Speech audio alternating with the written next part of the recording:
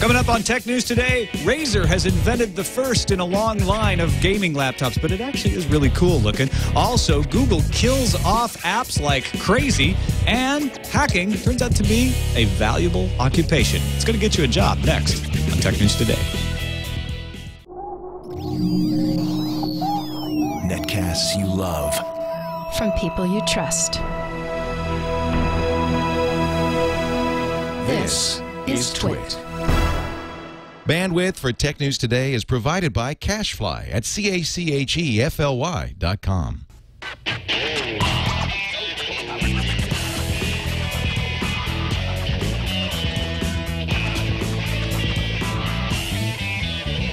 This is Tech News Today for Friday, August 26, 2011. Tech News Today is brought to you by Slingbox, which just turned your iPad into a television. Slingbox introduces their new iPad app, so now you can watch your home TV on your iPad anywhere you take it.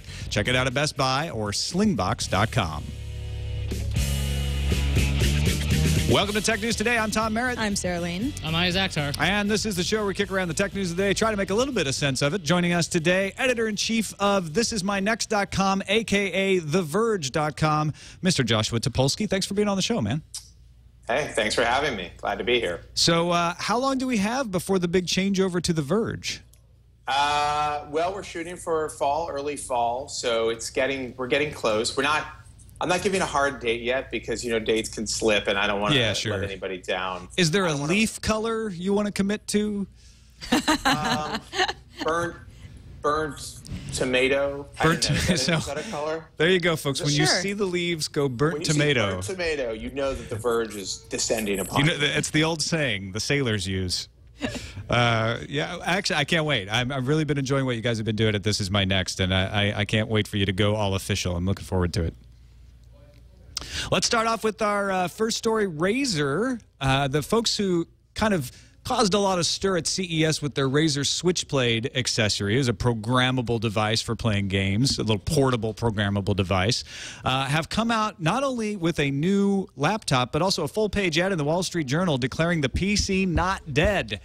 In fact, Min-Ling Tan, the CEO and creative director of Razer, told Ars Technica, the big PC guys just don't want to innovate anymore, and we're going to move into that space. So they've introduced the Razer Blade laptop with a little bit of that Switchblade technology that we saw at CES integrated into the laptop. They've got 10 programmable LCD keys over on the right where you can have some pre-made maps for certain games, or you can program it for your individual games. And then below that is a touchpad, which can also give you game information or be used as a controller. But instead of being in the middle, like most touchpads are on laptops, it's over there on the right. Now, and it may not be great for left-handers, but it's set up more like a gaming rig. I don't know what to make of this. At first I was like, wow, it's a tablet inside a laptop, but it's more of a very limited touchpad. It's more like a gaming accessory built into a laptop, yeah. And the biggest deal is the price, $2,799.99. So it's a $2,800 laptop. But it's very thin and light, Tom. It also weighs 7 pounds. So I don't think you want to discount that. It's not, I mean, you might as well just buy a desktop, really, if you're going to get this laptop, because a 7-pound laptop is not that convenient. Well, it also doesn't exist yet either, because it's coming out in Q4. Yeah, Q4. And this thing that we saw is just all demo, right? So maybe it won't be 7 pounds by December. Well, I mean, I think that they're listing that. I feel like if they could make it lighter, they would tell us. You know, they might say something like, you know, the demo version is 7 pounds, but we're going to get it down to 5. I think they're pretty solid on, you know, what they have is probably going to go into production pretty soon to hit Q4. It's weird that they're talking about how slim and sleek it is, and it is 0.88 inches thick, but it's still 7 pounds. Like, they packed a lot of stuff into a small space. It's big. It's like Josh said, it's like, I mean, at this point, if something, I mean, I have a 17-inch and it's a little bit bigger than this, and this is a beast, and everyone makes fun of me all the time because I have to have this huge messenger bag that I carry around in.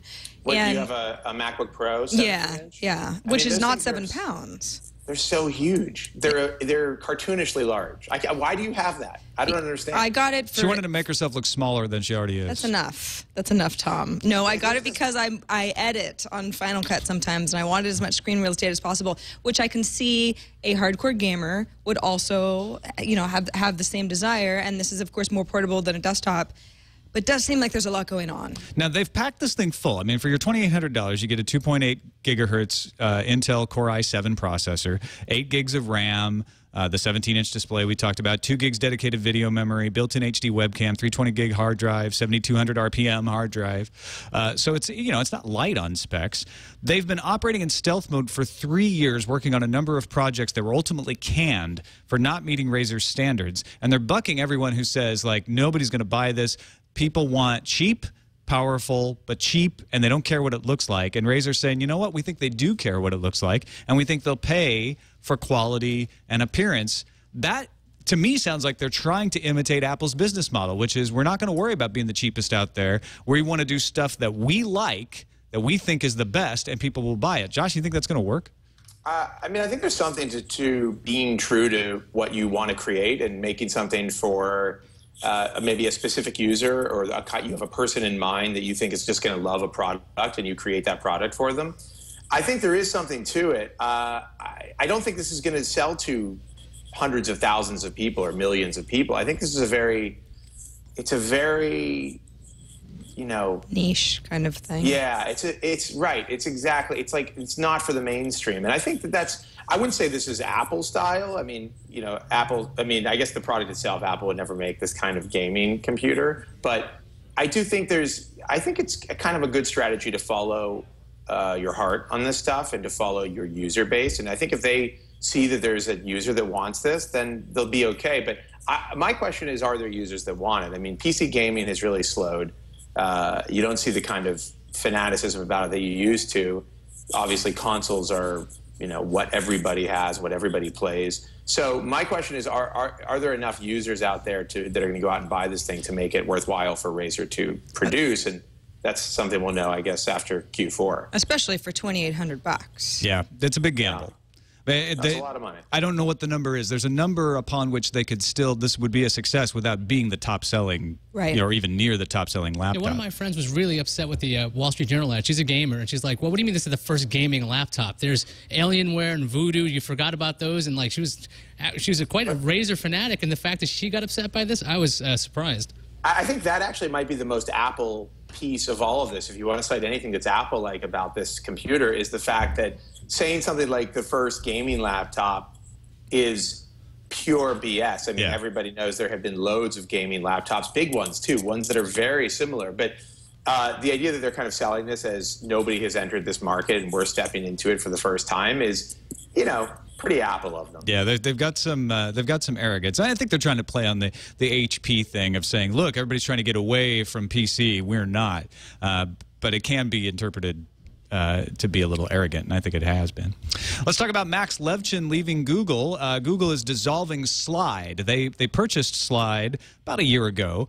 Slide has been an independent unit within Google, the way YouTube has been. Among other things, they've made Super Poke Pets. You guys all played Super Poke Pets? I haven't, but I have seen the outcry online of Super Poke Pets fanatics who are very upset about that. I was not aware of the fans behind Super Poke Pets. You might be more familiar with Pool Party, which recently had a little mini craze, and Photovine, which just launched, what, a month ago, and has been slowly building. Yeah, they did Disco as well. So they've made some apps that have gotten some buzz, but in this Google focusing that Larry Page has been doing, they're deciding to dissolve Slide. Most of the folks are going to land up at YouTube. And not only the founder, Max Levchin, but also head of product, Jared Fleisler, is planning to leave and go elsewhere. Max has been doing angel investing, apparently, and he's also the chairman of the board at Yelp. So it's not like he doesn't have other things to do. But this is another example of Larry Page saying, you know what? We don't care. Yeah, Eric Schmidt bought that. I'm not rolling it into Google+. I'm not using it. We're getting rid of it. Well, the weirdest thing is that Photovine was launched, what, like 8 days ago? And actually, for the most part, people were responding well to it. And it was the question, at least that I had, was like, well, Photovine's awesome, but how are they going to integrate this into Google+? And there was no indication they were going to. It seems like they're not ready to do that yet. Yeah. And it turns out that the people working on Google+ and the people working on Photovine were not talking to each other. Yeah, and I think that might be part of this decision. I feel like Google is starting to really define what kind of company it is. I think that the last 10 years they've been the company that's just trying some stuff out and seeing if it sticks. You know, you mentioned that they had a lot of buzz on something. I didn't know if that was an in-joke or not. But I think the idea with Google right now is, I think the Motorola purchase says it, and I think this is a move that says it. They're starting to really figure out what kind of company they want to be, and they're making major moves to become that company. And I think that there's probably there was a lot of overlap to what you just said, Sarah, that you would have these two photo products where the teams weren't talking. I think they're trying to get rid of that. That's a big issue at Google, and I think they're trying to get rid of that completely and streamline this stuff and get people to know their products. And the big way to do that is to have less products. Yeah, I think you may be right that this is not necessarily a bad move in the grand scheme of things, as far as Google stopping throwing things against the wall, saying that wall is full of spaghetti, let's clean this place up and get focused. But we do lose some. I actually liked PhotoVine. I thought it was a pretty cool looking app, and it's just going to be retired now. Nobody's going to pick it up. Well, Google's getting known for having departments that aren't working with each other closely, and there being some disconnect. So yeah, I think down the line, it makes sense for them to just have less of that overall. It just sucks for people who liked these services that Slide was putting out. The team was working hard. Meanwhile, Apple's made their first high-profile hire in the post-Steve Jobs era. iOS hacker Comex, also known as Nicholas Allegra. You might know him, or at least his work. He created Jailbreak Me. That was the hack where you could just go to Jailbreak Me and it would unlock your iPad, your iPhone. He worked with GeoHots on Lime Rain. Posted on Twitter yesterday, so the week after next, I will be starting an internship with Apple. Well, he could be making it up. He could be. I don't know. He could be pulling one on us. I mean, look, I think Apple looks for talent, and they're really good at finding it, as evidenced by the people they have working for them. And, you know, it's an internship. It's not a full-on position. But, a lot of the guys in the jailbreak community are incredibly talented, super smart programmers and hackers. And it really makes sense that they would want to bring some of these dudes into the fold. It probably is a nice added bonus that Comex will likely no longer be able to work on anything related to jailbreaking. So maybe they're just going to bring everybody in on an internship and kill the jailbreaking community altogether. Is George Hotz going to be next? I think he's a little extreme for Apple. I think he's already got a job. They might. Yeah. Isn't he at Facebook? Is he? Yeah, I think so. Is that right? Mm-hmm. Man, I gotta keep up on the internet. What's going on over there? People moving around. Yeah. Well, then, but that doesn't mean that he's off limits to Apple. Right. Of course. But I do feel like he's a little extreme. I mean, I don't know if you know much about George, but he's a pretty intense guy. So, by the way, is my connection really crappy right now? No, your connection on our end is good. Are you not hearing us as well? It is? Yeah. No, I'm hearing you guys okay. I'm just, my stuff seems like it could be jumping around a little bit. So oh, no. Yeah, you're as long good. as you're hearing me fine. That's great. No, but I do think that Apple's looking for talent, and these guys are extremely talented. It's just a question if they want to be subsumed into Apple instead of doing their own thing. Well, I think, jailbreaking doesn't really pay. That's become more of the issue. I mean, as Vlad pointed out on This Is My Next, Steve Kondak hooked up with Samsung. He's the creator of Cyanogen Mod. So that's smart for Samsung. And Microsoft has actually been fairly friendly to the modding crowd and trying to get them like, hey, don't do this, but we'll try to help you guys out. I think that's the right thing for companies to do. The question is, will the modders and the hackers be willing to play along and play nice and take internships, which, that's not very lucrative either. Well, I started as an intern, and then I ended up getting a job out of this. I mean, if you want to be able to say, hey, this is the next big jailbreak. Not at Apple. I'm saying or someone like this who's obviously very talented and capable and probably really likes Apple and likes to play around with I don't know, the innards of Apple products would want to work there. I mean, why not get paid to be like, hey, I found a little something here that you guys might want to patch up? I mean, there's no question these jailbreak guys are huge Apple fans. I mean, they're not doing it. They're not spending hours and days and months trying to jailbreak iPhones because they hate iPhones. They're doing it because they want to do more with their iPhones, and Apple won't let them. So I think that's a really good point, that why shouldn't they get paid and make some of these discoveries inside of Apple? I mean, you can't be you can't be like a jailbreaker forever. I mean, and there's always somebody who will come and take their place. So, yeah, there's lots of enthusiastic hackers. They're not out going to there. be hurting for. Yeah, there's like young, like 13-year-old kids that are just totally insane. Like know the phone end to end and could just completely mess with it. So I don't think there's any shortage of guys out there waiting to take Comex's spot. All right, we're going to talk a little bit more about the possible Amazon tablet and a stretchable roll-up screen, but I want to take a break first and thank our sponsor, Slingbox, helping to bring you tech news today. Just in time for the holidays, Slingbox is introducing their new iPad app. Now you can watch your home TV on your iPad anywhere you take it. I actually use Slingbox quite a bit, especially when I'm traveling. I'm going to be headed out to DragonCon next week. It's one of the ways I'll be able to keep up on some TV shows in the evening, get back to the hotel room.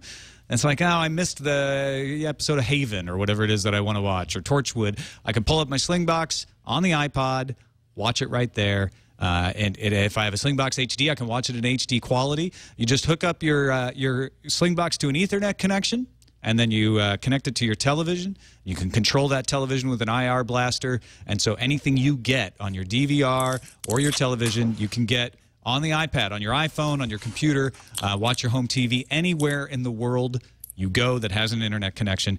You can find Slingbox or see a demo at Best Buy or check it out at slingbox.com. Slingbox and your home TV, now appearing on iPads everywhere.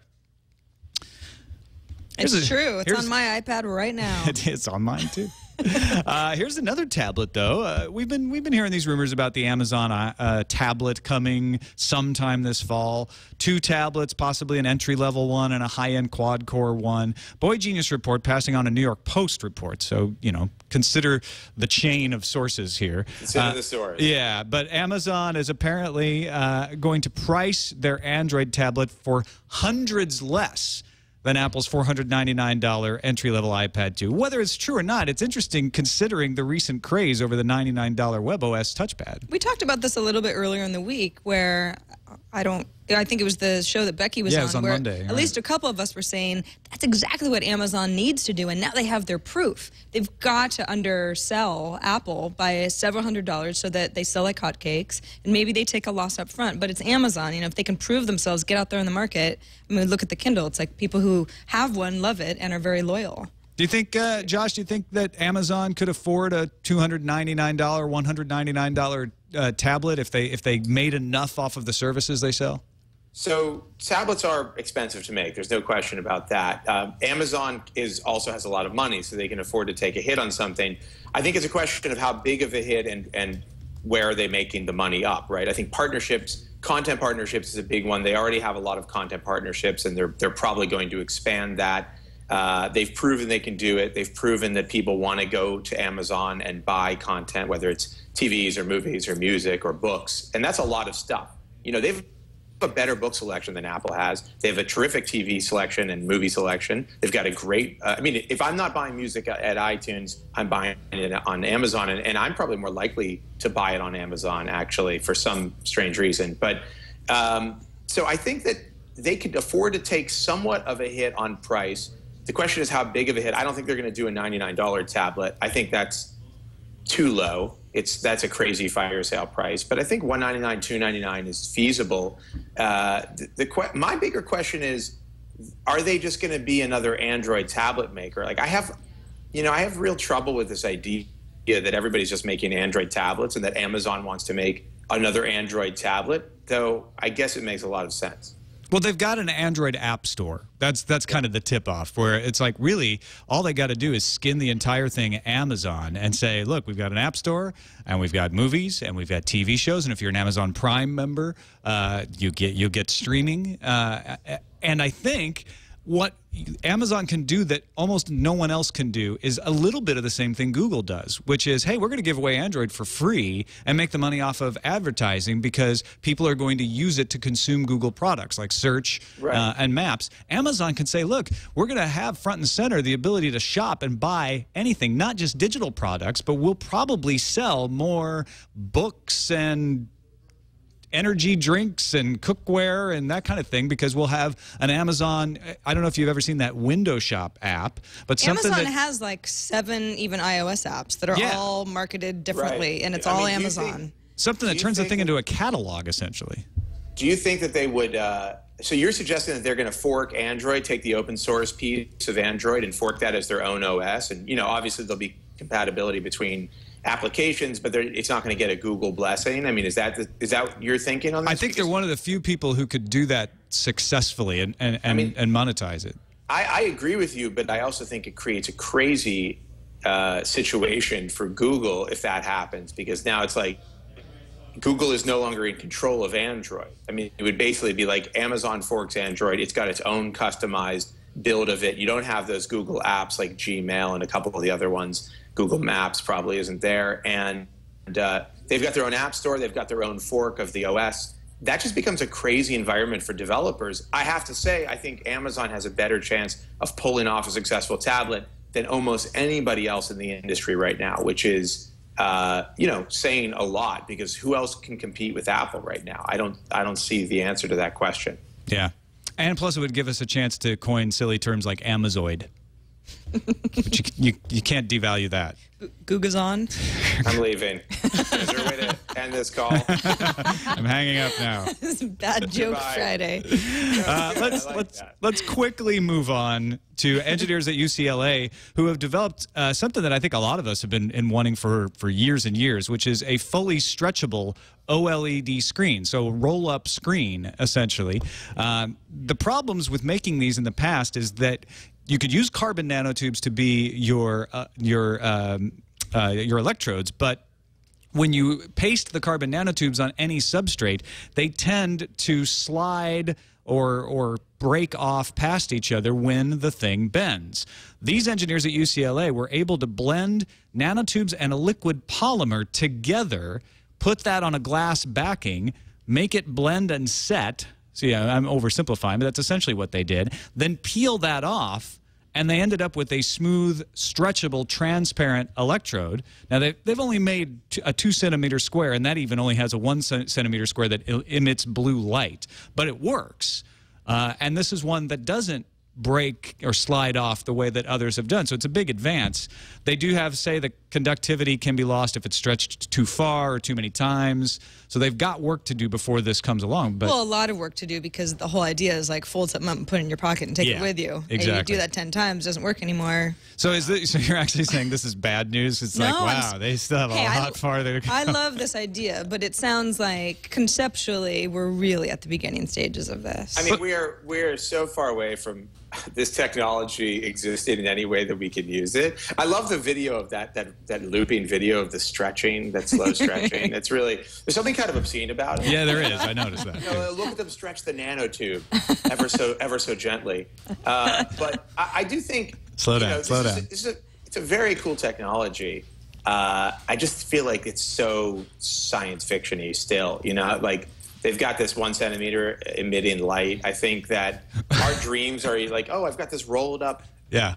I have this rolled up computer that I throw in my pocket or in my bag. It's like a paper, but it's a computer. But I feel like that's got to be at least 10 years down the road, if not more, based on what we're seeing. But it is cool.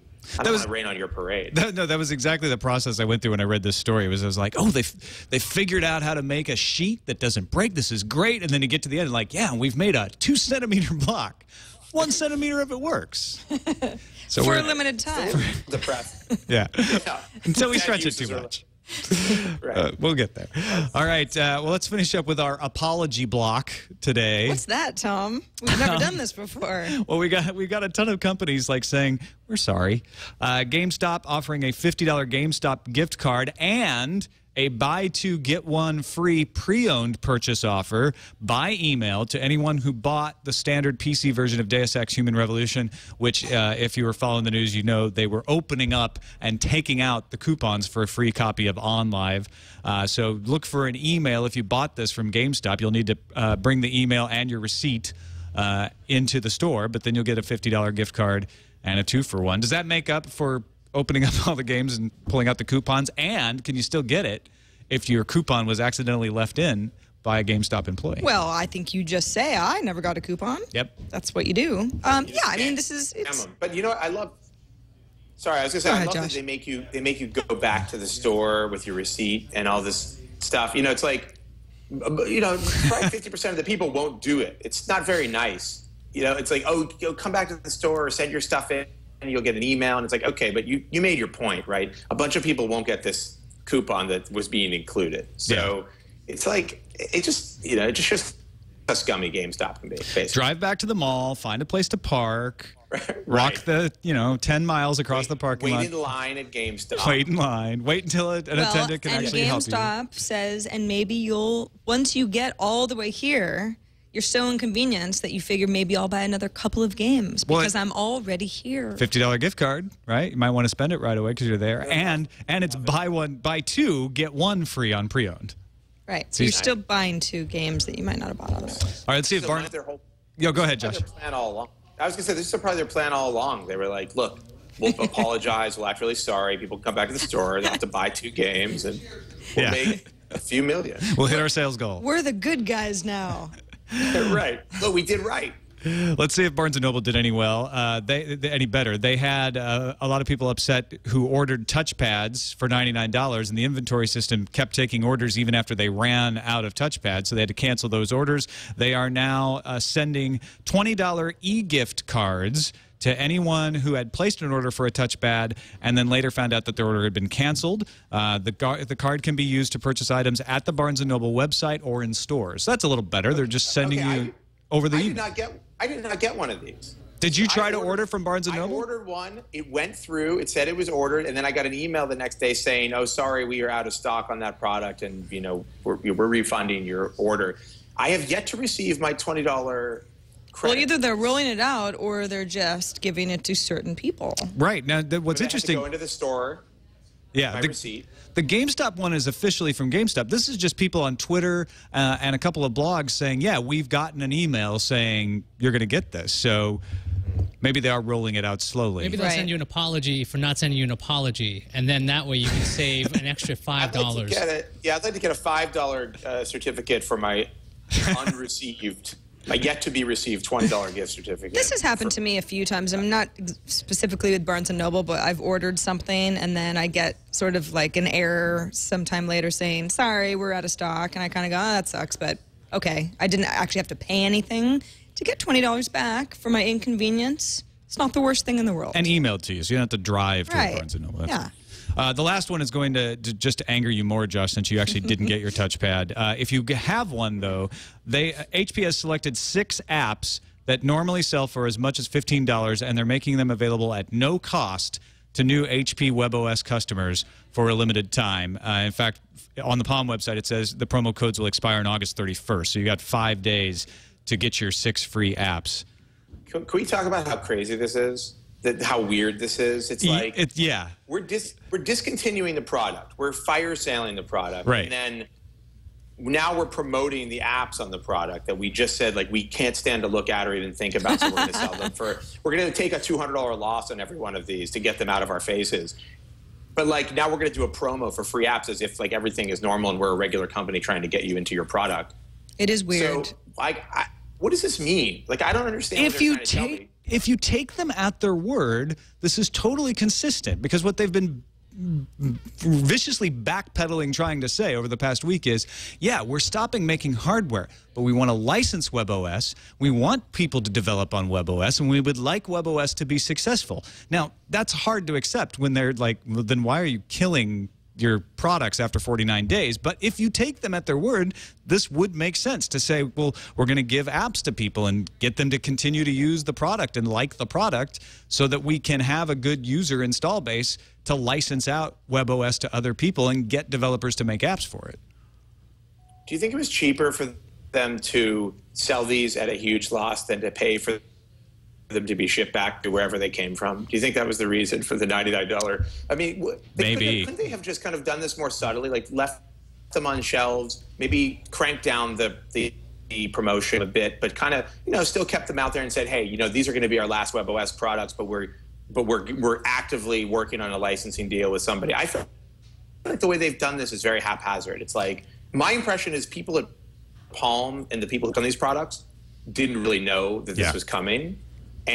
And I do feel like now when I watch tweets from people at Palm and I see the kind of attitude, I feel like they are a little pissed at HP about what's going on. Maybe that's where the 6 free apps thing comes from. It may be that. I don't know. I feel like there's warring ideas about how to carry on with WebOS. I agree, because it seems to me that Leo Apotheker just doesn't care about the personal systems group, and he cares even less about WebOS. He just wants to become IBM. He wants to become a solutions provider. He's a guy from SAP. He doesn't understand that business. He sees that business as low margin, and he just wants it to go away. So he wrote it off and said, you know what, do whatever you want. I don't care. But we're not going to spend any more money making those WebOS devices. And the Palm people, like you say, found out at the last minute and said, oh, well, what do we do now? We're not going to stop developing WebOS, so let's try to come up with something. They're also selecting. Give away a bird guide. They're selecting 6 apps and making it seem like, ooh, they're normally $15, so that means they're going to be really great. But maybe they're the 6 apps that are regarded as the best experience ever on the touchpad, so that when people get used to them, it's like, we need this to continue, and so they kind of get the momentum going. Yeah, Glimpse allows you to run 2 things at once. Camera is a camera. There's a bird guide and 3 games. Well, no, and some of the software is very good for WebOS. I mean, it's the thing about the platform is, and I actually wrote something for the Washington Post about this. I actually talked about, I wish Amazon would go and license WebOS as its platform, because it's a really good platform. It's just that nobody has, Palm never had the money or the people to take care of it, and we thought that was going to happen at HP. And I think what happened at HP is they didn't get what they needed or wanted, because Leo was basically, like you said, not interested in the business. He's like, I'm going to give you this shot. If you're awesome, then we'll keep it going. If you're not, you're out the door. And that's, it's like, what happens? It's actually a good OS. It's sad to see it be so completely blown apart right now. Well, maybe they don't fork Android. Maybe they make HTML5 apps for all of the Amazon stuff, and Amazon tablet ends up licensing WebOS. Who knows? Maybe it's dual boot. Who knows? That makes no sense. Maybe it'll dual boot BOS. And maybe it'll run Windows 8 and Android. We don't know. Anything's possible. Anything is possible. Except iOS. Except, yeah. That's not run iOS. That's not possible. Let's move on to the news fuse. Now you don't know.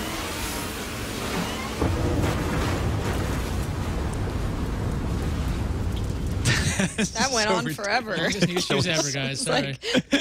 If you're one of the 25 million Google Plus folks, you'll be happy to hear there's a new feature Google has added to ignore the other 25 million people on Google Plus. Previously, you could block people, but that was a little bit of a nuclear option, considering it stopped people from commenting on your posts. The blocked people could also figure out what happened. With ignore, people can still post, but you won't see it. They'll never know you're not paying attention. It's like Proxlet, but for Google+. Yeah. An unnamed source says that Apple is working on a new way to get video onto televisions in the form of a subscription-based TV service, which sounds like just another bad rumor, but the source does come from the Wall Street Journal. So this is the first time in a couple of years when Apple has been rumored to bring subscription-based video to the world. So it might be a recycled rumor, but it's a good one. I could say Apple is coming up with a new way to bring TV shows to your television. But did you? It's Apple TV. They're always working on that.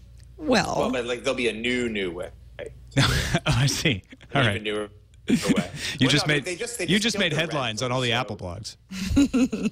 Oh, you think there's going to be a new way? Josh Topolsky says a new way for bringing television. Yeah.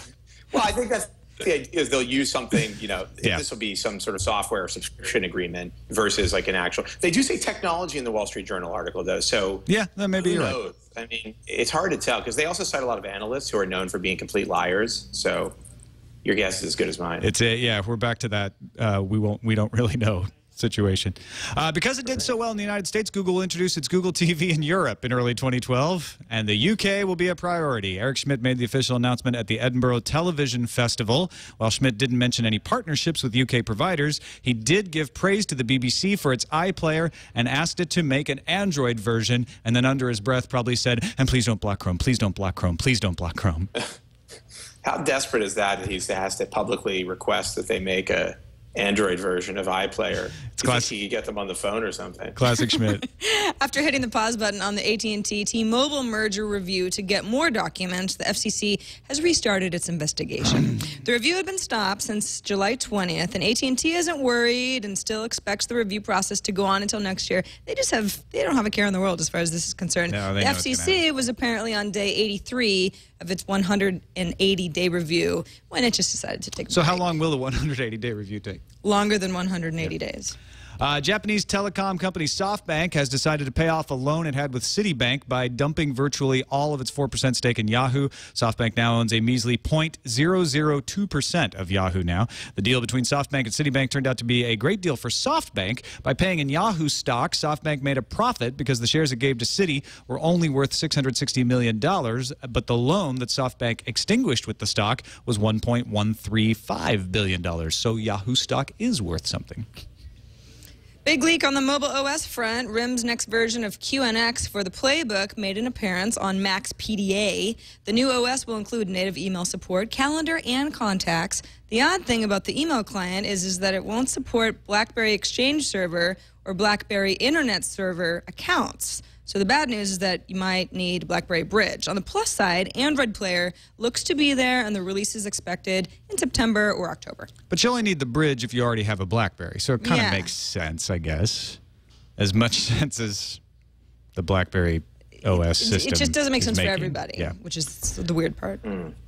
AT&T's trying to wring the last bit of profit from its landline business, the telephone wires. The company has started to charge $2 per month for customers who don't have long-distance calling plans. That's right.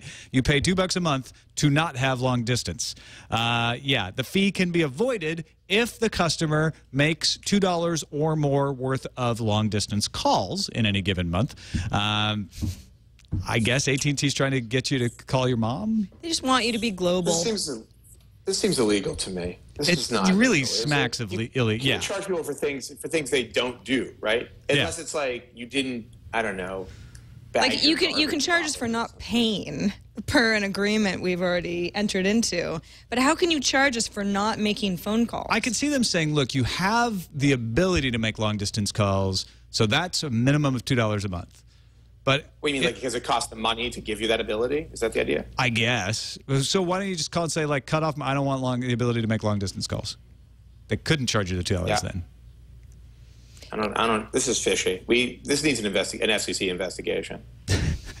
As do so many things. HD Blog appears to have gotten its hands on the Acer Aspire 3951 and took a few sexy photos of it lounging by a pool. The 3951 is packing a Sandy Bridge processor inside its 13mm thin case. Intel is behind the recent push of Ultrabooks. You know, that's the new name for thin and light PCs. They're Ultra. AKA not MacBook Air. Right. So expect a bunch of them to make an appearance at IDF next month. Finally, Verizon Wireless has been named the most reliable carrier in the United States by J.D. Power and Associates. The survey looked at delayed text messages, connection issues, and dropped calls. Verizon received the least complaints and was tops in all regions surveyed, except in the North Central area. If you're in that area, U.S. Cellular was the best. And they pretty much only exist in that area. So maybe it's an argument for regional carriers. I don't know. Let's move on to the randomizer. Randomizer. Iyaz was very excited about this story. It is one of those eBay stories, but it's pretty hilarious. An HP touchpad drawing is up for sale on eBay, and it's currently, what is the current bidding? $99,100, and it's the rare limited edition white touchpad that doesn't exist. On top of that, if you want, this fellow will draw a picture of the touchpad running Android. Wow, it's like a Picasso. At no extra cost. No extra cost, so if you just spend $99,000, you too can own one of these things. I just love how the touchpad, if you actually wanted to buy one, costs $300 on eBay. The drawing, though, that is a work of art. People love the touchpad. Look at this. They're really paying homage to the touchpad when you think about it. Now, I mean, what's they going to do about this situation? This is happening all the time now, where you get these crazy bidding wars that are not based on reality whatsoever. But I did put a bid in for that. to say. Well, best of luck, Josh. I hope you get it. It's going to be a nice piece above the bed. Yeah, next time we see you, maybe it'll be framed up there behind you. That'd be really great. Ceiling, on the ceiling above the bed. Oh, wow, taking it there. Ceiling touchpad drawing. So I can look at it all the time. Ceiling touchpad drawing is watching you. You paid $99,000 for a drawing. You're going to want to look at it. Yeah, well, I would say so. All right, let's check the calendar. A lot of Samsung news. Samsung and Apple have another court date on Monday, August 29th. This time, this is in Australia over design infringements alleged in the Samsung Galaxy Tab. So this is Apple on the offense. Samsung announcement in New York is coming Monday, August 29th as well. Probably the Galaxy 2. And on July 30th, 2012, it's Apple versus Samsung in federal court. I was almost right on it. Yeah. So Josh, are you or I'm sure somebody from This Is My Next is going to that Samsung announcement on Monday. Do you expect to see Galaxy 2? I think if we don't see Galaxy S2s, somebody's going to die, basically. Yeah. I think there have been so many leaks. I don't know what else. What would be amazing is if they had something else that nobody has ever heard of or seen. Yeah, my expectation is it's getting pretty close to the time where the Galaxy S2 is revealed. I was actually having an argument with Vlad on the site about the Galaxy S2, and I was saying, like, as long as it has TouchWiz on it, I'm basically not interested. And he was telling me how incredible the experience is and how fast it is. And I don't know. I'm bored of skinned Android phones, so they're going to have to really wow me with this one to make an impact. Well, and the problem is my wife has the European Galaxy S2 unlocked, and it has TouchWiz, but that's it. And she actually likes it. She's like, you know what, TouchWiz isn't bad. I like it, but it doesn't have any other carrier stuff. And all of our phones here in the U.S. are going to be, modified by the carriers as well, except Verizon. You're going to get Bing search on that. Yeah. Really quickly, thanks to Scooter X in chat, who just said the Hurricane Irene, has delayed the Samsung event until Tuesday evening in New York. Oh, is that right? Yeah. Oh, okay. What? It's been bumped a day. Plan accordingly, Joshua. All right. I get my Monday. I can relax. On Yeah. Yeah. You Party. drink that vodka. Oh, I'm going to. There won't be any left by Monday. Well, you got to go to Costco or something, or Sam's. Stock up. Sam's Club. Get like 2 handles of vodka. And so much peanut butter. I feel like, you know what I need? I need tons of vodka and a big jar of peanut butter, and I'm all set. You'll be good. Who needs anything else? Protein Yep. and fuzziness. Everything you need to survive the earthquakes, hurricanes, and upcoming locusts coming to New York.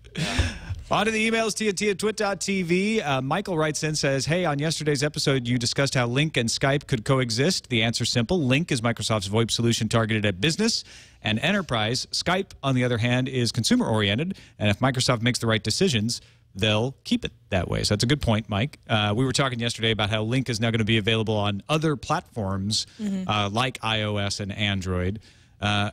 I still think there's going to be a lot of consumer confusion around the two, and maybe there needs to be some sort of integrated version of them eventually. But yeah, we're still waiting on Microsoft's acquisition of Skype to close. So. Exactly. Another email from Aaron. Hey, Tom, if you run Parallels 6 and you want to install Chrome OS, just launch Parallels and click the plus button for adding a new machine and select Download Chrome OS, and there you'll have it. Is that right? See, I run VMware. They don't have that option. We were talking in the post show about if there was any legitimate way to get a hold of Chrome OS for a virtual machine, just to have it to play around. It's an interesting take on secure browsing. Have you messed around with Chrome OS much, Josh? I think we just lost Josh. Oh. Well, we wish he was using it right now. maybe he tried. He actually ran out to buy some peanut butter and vodka. He's taking us seriously. I can still hear his audio. He's coming back. There he is. Okay, he's back. Yep, you're back. Let me just... You're back now. I don't know what happened. You guys totally froze. And I did hear your question. You asked if I played around with Chrome OS. Yeah, that's right. Yeah. Oh, yeah. I've played with Chrome OS. I've played with it deeply. It's so good. Yeah, it's very interesting. I actually think Chrome OS as a concept is amazing because it's the first new idea anybody has had about an operating system in a really long time. I mean, you've got iOS and mobile operating systems, and they are very unique. But they still have a lot in common with a regular computer operating system, whereas Chrome OS is pretty crazy when you think about it. And I think that technology, once it matures, is going to be really incredible to use, and I think will be widely adopted. But Chrome OS in its current state and with the current hardware that it runs on is not that awesome of an experience. I think it probably says something that my major interest in it is running it in a virtual machine as a super secure browser option. That is, I think that is a really clear indication of the level of interest they're piquing right now with it. But no, but it's cool. I mean, it's a really interesting idea, but it just is, the execution is, it doesn't feel quite there. But I mean, that's how you get there, is you got to iterate. I mean, this is one of those things. It's like Google's throwing it out there to see if it sticks. I mean, who knows? Maybe they'll kill Chrome OS like they did with Slide. I don't know. Yeah, I don't want to suggest anything. No, it's a, you know, it's an attempt. But one thing that's changed about Google is you won't say, they'll keep it around in beta for 6 years. And, you know, and try 7 different versions of it. Then the new Google that we were talking about earlier means that, you know, Chrome OS will have to actually prove itself. 8 days or you're dead. It's a beta. It's a beta. The new mantra at Google. Can you imagine the photovine effect that doesn't do beta at all? Wow. They just do like, this is the real product, or we're killing that. Oh, no, imagine that world with no Google Wave. Then that's what would have happened. It would have been like, this didn't work. But how would I get anything done? Without that, how could I have accomplished anything? And why is Buzz still a tab option in Google Plus? Because it's not dead. That, I don't. It's an oversight. I don't know. That begs the question. Buzz Resurrection. I like that movie. It's one of my favorites. Yes, great. All right, I want to thank our Redditors, technewstoday.reddit.com, where folks can submit stories for consideration in the lineup. Big help in choosing what stories we're going to talk about on every show. Thanks to CompFixer87, MacBites, SA Jewers, Captain Kipper, FJA, and more for submitting stories and voting them up or down over there at technewstoday.reddit.com. And don't forget, we still have bricks available if you want to get your message up on the wall in the TWiT studio. Bricks.twit.tv is the place you can go to buy a brick. Josh Topolsky, thanks so much for joining us. Let us know what's coming up on thisismynext.com and where folks can find it and all that good stuff. I absolutely will. Thanks for having me on the show. So what is coming up on This Is My Next? Oh, you asking me? Yes. Tell the folks. You want to know what's going on? Oh, nothing big planned, really. You know, we're launching this new site, The Verge, and that's going to be a pretty different situation from This Is My Next. I think I'm actually bracing for the time when people see The Verge and it's not This Is My Next, and the wave of hatred. People hate change. They do hate change, but they're going to love this change. They're going to embrace it because it's the world's first gaming laptop. Finally, at long last. I'm so glad. Ruin the surprise, but I'm just going to tell you right now. Now you're going to give it 8 days or 49 days before you kill it if it doesn't succeed. We're right in the middle, and then we're going to fire sale it. It's going to be pretty amazing. All right. No, I'm looking forward to it. I love what you guys have been doing at This Is My Next, but I know it's just a prelude, so I can't wait until you guys get The Verge launched. Thanks to everybody for watching us. You can find us on the web, twit.tv/TNT. You can email us, tnt@twit.tv, or give us a call. The number is 260-TNT-SHOW. We'll be back Monday. See you then.